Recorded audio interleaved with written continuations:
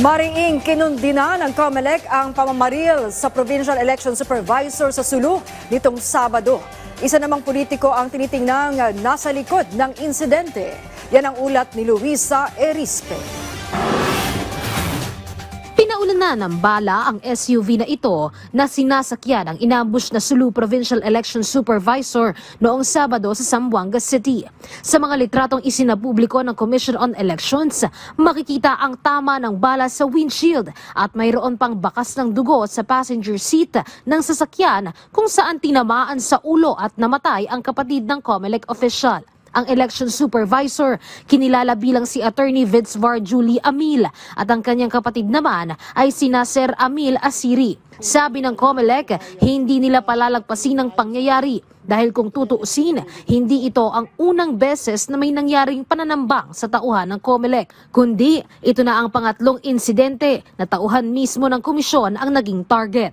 Importante po talaga may naaaresto kaagad. Importante po kaagad may napapanagot. Kapag po wala, ganyan na naman, riding in tandem na naman, pagkatapos okay lang kasi wala tayong naaaresto. Yan po ay challenge. Sana wag nilang hintayin na pumasok ang kapangyarihan ng COMELEC sapagkat hindi kami papayag na wala mapapanagot. Lahat ng pagkamatay, lahat ng sa lahat ng injuries na address sa isang politiko, sa isang kumakandidato, sa isang incumbent kahit wala pang election period is always election related. Sabihin na po natin, kahit pa anong kadahilanan ng pananakit na yan o krimen na yan, directed against an incumbent or a candidate, election-related po yan. Pinauubayan na ng COMELEC ang investigasyon sa mga pulis. Pero may lead na sila kung sino ang nasa likod ng insidente at ito anya ay isang politiko.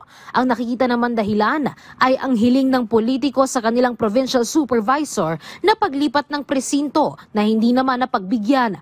Posible din anyang hindi ito nabigyan ng listahan ng mga botante sa kanilang lugar kaya inakala ng politiko kaalyado na ang election officer ng kalaban. More or less may mga lead na sila kung sino ang mga nasa likod nito. At more or less politiko sapagkat madami kasi na mga request na hindi pinagbigyan.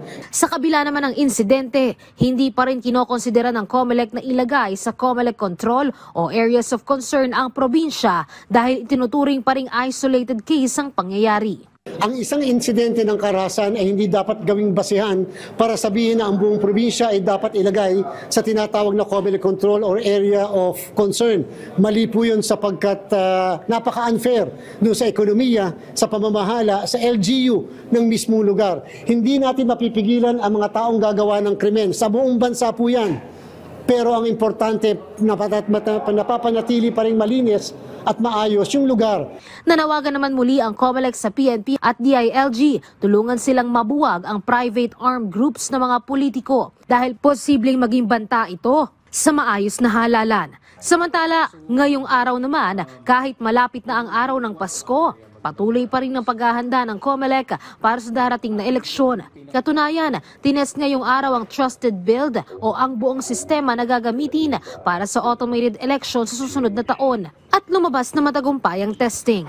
Ayon sa COMELEC, mahalaga ang hakbang na ito para magkaroon ng national at international certification ang buong automated election system at makuha rin ang kumpiyansa ng publiko na hindi mamamanipula ang kanilang boto.